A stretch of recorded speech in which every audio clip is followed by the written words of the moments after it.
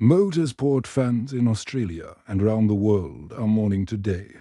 We've lost a true titan of the track, the legendary Allan Moffat, who passed away peacefully this morning at the age of 86.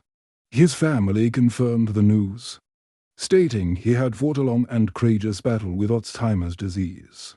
Allan Moffat wasn't just a racing driver. He was an icon, a household name who defined an entire era of Australian motorsport.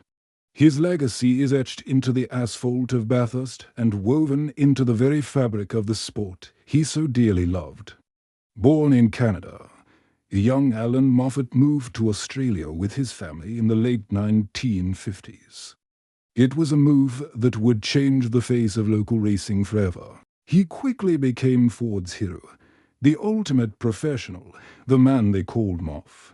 His journey to stardom truly began in 1969, when he made his Bathurst debut with the factory Ford team.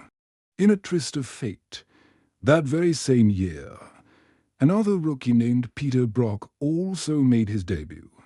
Little did anyone know, this would ignite one of the most famous and intense rivalries in Australian sporting history. Moffat, known for his meticulous preparation and wavering focus, and sometimes stern demeanor, was the perfect counterpoint to the charismatic, laid-back Holden hero, Brock. It was the ultimate Ford versus Holden showdown. And Moffat was Ford's general. The 1970s belonged to Allan Moffat and the Blue Oval. He conquered Mount Panorama for times in that decade, cementing his status as the king of the mountain. His first two victories came in 1970 and 71, behind the wheel of the fearsome Falcon GTO Phase 2 and Phase 3, cars that are legendary in their own right. He tasted victory again in 1973 in a Falcon XA GT hardtop. But it was his 1977 win that became the stuff of legend. In one of the most iconic moments in Bathurst history, Moffat led his Moffat Ford dealers team to a dominant 1-4 nation finish, a perfectly executed display of team strategy and driving prowess. That is still talked about with or today. That image of his 2XC Falcon hardtops crossing the line together is one of the most enduring in Australian motorsport.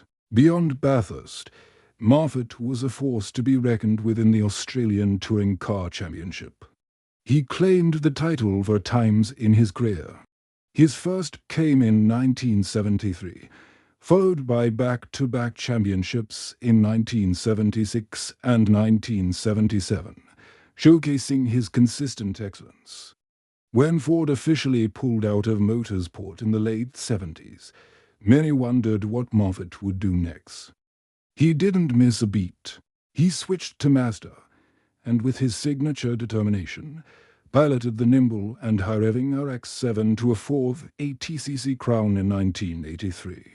This victory proved that Moffat's talent wasn't tied to a single brand. He was a master driver. Period. As motorsport evolved into the grouper era, Moffat continued to surprise everyone. In what was once considered an unthinkable alliance, he teamed up with his greatest rival, Peter Brock, to race a Holden at Bathurst in 1986. This unholy alliance was a massive talking point, proving that in motorsport, the desire to win could breed even the fiercest of rivalries. Moffat's international success was also noteworthy. In 1987, he and co-driver John Harvey took a Holden Commodore to victory in the opening round of the World Touring Car Championship at Monza in Italy, a huge achievement on the global stage. Moffat's driving career concluded in style. In 1989, at the age of 50, he won the Fuji 500 endurance race in Japan, driving the potent Ford Sierra RS500. It was a fitting end to an incredible career behind the wheel. But even after hanging up his helmet, he couldn't stay away from the track. He continued to run his own team, fielding entries at Bathurst until 1996. He also lent his expert voice to the sport, becoming a commentator for Network 7 during the early V8 supercars era of the 1990s, offering unparalleled insight from his years of experience.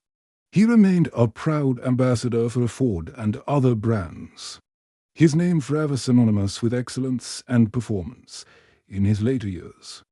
Allan Moffat faced his toughest battle of the track. He went public with his dementia diagnosis in 2019, choosing to use his profile to help others. He became a patron for Dementia Australia, working to raise awareness and support for families affected by the disease. It was a courageous and selfless act, typical of the man's character. The Allan Moffat Foundation continues this vital work today, a testament to his desire to make a difference. His legacy extends beyond the trophies and the records. He was a mentor, an advocate, and a respected figure whose impact will be felt for generations. Allan Moffat was recognized with numerous honors throughout his life, including being appointed an officer of the Order of the British Empire (OB) and being inducted into both the Supercars Hall of Fame and the Australian Sports Hall of Fame. He leaves behind an extraordinary legacy to sons, James and Andrew, and a nation of grateful motorsport fans. James followed in his father's footsteps, becoming a professional racing driver himself, continuing the Moffat name in Australian motorsport. Today, we remember a champion, a pioneer, and a legend. We remember the fierce competitor in the iconic red helmet, the master of Bathurst, the man who gave Ford fans so much to cheer about. His passion, his professionalism, and his profound impact on the sport will never be forgotten. Rest in peace, Allan Moffat. Thank you for the memories. If you have a favorite memory of Allan Moffat, please share it in the comments below. Let's celebrate the life of a true racing giant. Thanks for watching.